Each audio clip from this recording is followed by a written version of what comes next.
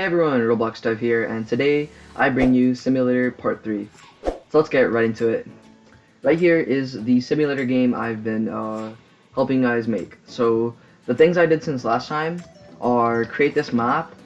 Okay, so we're gonna have a maps folder, and in this maps folder you're gonna have a different folder for every map. So this folder right here is for the first map, and I'm actually gonna drag these parts into it. This is just cell part, and there's a cell script. We made it last game, and the extra little part I made here because why not? So, and this is shop part right here, this one right here, and in it there's a script which I'm pretty sure is empty. No, there's a bit of stuff. I can't talk. So that's a shop part right here. It's basically just these two parts here. So that's map 1, and then there's a folder inside just for the walls, just like that, and one part for the base plate, which is just the base plate. So the first thing you're gonna do is obviously go ahead and make your first map. Do it the same way I did it, with the same folder structure here. You know, maps, map 1, walls, base plate, cell part, shop part. And then what you're gonna do is create a coins folder. And in this folder you can have every coin. But what I'm gonna do is do a different coins folder for every map. So this is the coin folder for map 1. So as you can see, every map is gonna have coins, walls, maybe trees, decoration, maybe a decoration or other folder. But anyways, that's how you're gonna do your maps. So next off, spawn location. In the spawn location, there's a decal. I removed the decal, and in the spawn location itself, make sure can collide is off, but anchored is true.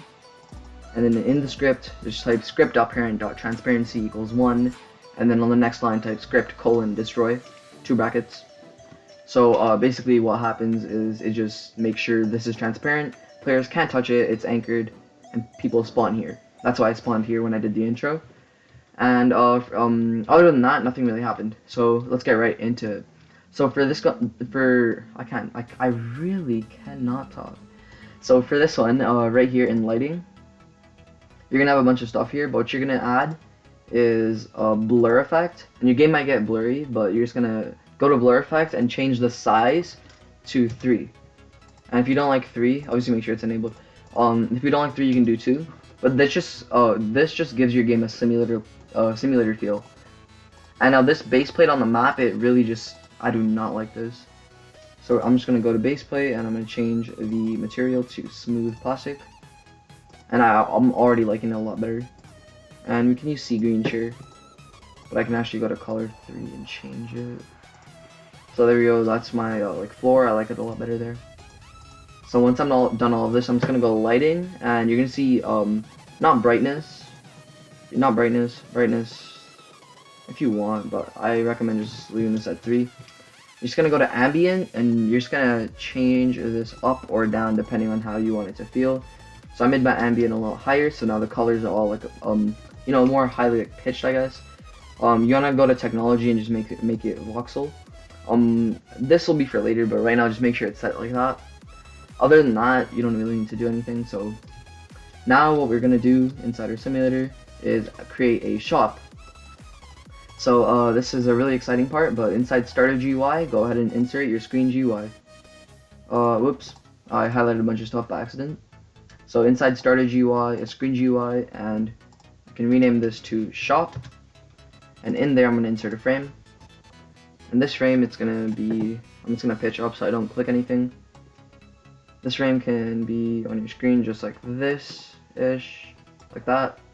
And inside you can insert a UI corner. Go inside and you can change the radius. I'm just gonna make it 0.7, just so I don't have to be normal with 8, because why not? Now I'm gonna insert a text label, make the background transparency 1, stretch it across the top, and then now I'm gonna change the font to my liking. I'm gonna use Gotham Black if you like to use that as well. My text will be scaled. I'm gonna make my text white, and I'm also gonna make the text say shop. And now I'm just gonna quickly change the frame background color to this blue right here. There we go. I think that looks pretty good, but I'm just gonna make it bigger, like that. And I'm gonna continue to stretch this. And now this is my frame. I'm just gonna make sure it's centered. 1 second, I'm just gonna make sure I'm recording because this is my 3rd time recording this video. So now with this text label, you're just gonna name it to title, and that'll probably be the last time you ever touch it. And now you go into frame and you're gonna insert a text button. And before that, actually, insert a scrolling frame. And this scrolling frame, it can be placed right here. Make sure there's like a little bit of a border. It looks really good, trust me. Like that. And like that. And on the scrolling frame, I'm just going to make the background transparency 1. And I'm just going to change the scrolling bar to like white like that. And I'm going to provide no bottom image. I'm also going to provide no top image. So you got like this like square scrolling thing. Don't know why, I like that. And then I'm going to make the thickness of it to like 14. And then I'm going to go up and change the border down to 0. And now I have a scrolling frame. Obviously there's nothing in there yet, so let's do that. Let's insert a text button. And let's place it, let's make sure we're scrolled all the way up. Center the button. And duplicate the UI corner. Put it inside the text button. So the text button now looks clean. And for the text button, I'm going to go with this lighter blue here. It's actually darker. Yeah. So I'm just going to go blue, and then what we can do is probably decrease some of the screen here.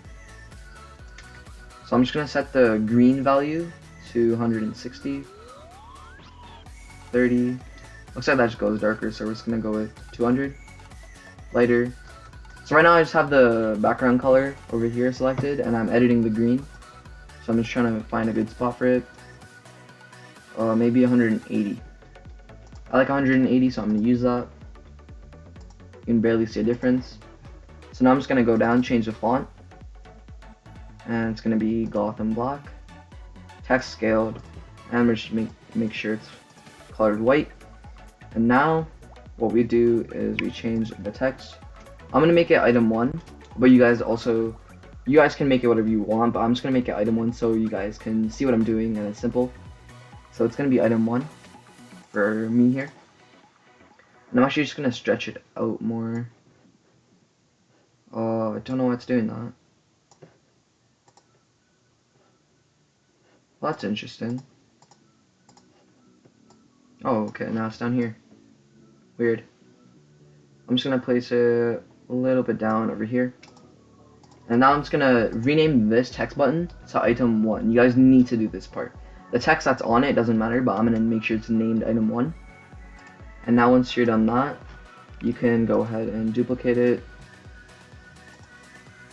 Name this one item 2. And just place it a little bit down if you like. Rename it to item 2.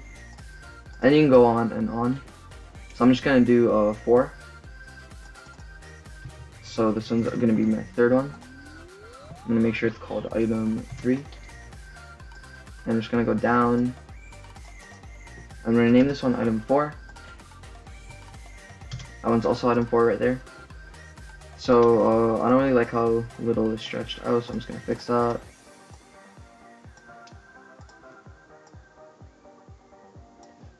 That looks okay. So now once you're done that, you can go ahead and go close the scrolling frame off, and then open the frame, and then put a text button. And this button, put it on this side. Drag it down a little, in a little. And then what you're going to do is make sure it's 50 by 50. Or whatever you like. And just name it close BTN. And then just make the background color red. And then we're going to do Gotham Black. Text color will be white. And we're going to make it capital X and scaled. There you go. That's our little close button. We can also insert a UI corner. And I'm actually going to lower the corner radius on this one. So maybe like that, maybe like that. Whatever works for you. So now once you have the shop done, go ahead and insert a script here. And since this script is going to be really extensive, I'm actually going to make a part 2 to this video, where we actually make the shop tween in. It's going to be really cool. It's going to slowly come in from the top, and then when you hit X, it goes out, it slides out. So if you guys really do want to see that, make sure to hit a thumbs up, and I'll do it as soon as possible, maybe even tomorrow. So that will be coming. It'll be so that when you touch it over here, when you touch this part, it slides in, and then when you hit X, it goes away, just like that. So I hope you guys enjoyed this video. I hope you guys are done your shop GUI, and we're gonna get ready to script it tomorrow. We're gonna do our items tomorrow and add some more weights into the game. So one more thing, my studio layout has changed. So properties on this side, explorer on this side, output at the bottom. Don't worry about unit conversion. Don't need to worry about that. So make sure to drop a like, subscribe, hit that bell icon if you'd like. Lots of cool studio content that you just don't want to miss out on is coming. And I'll see you guys in the next one, part 3.5.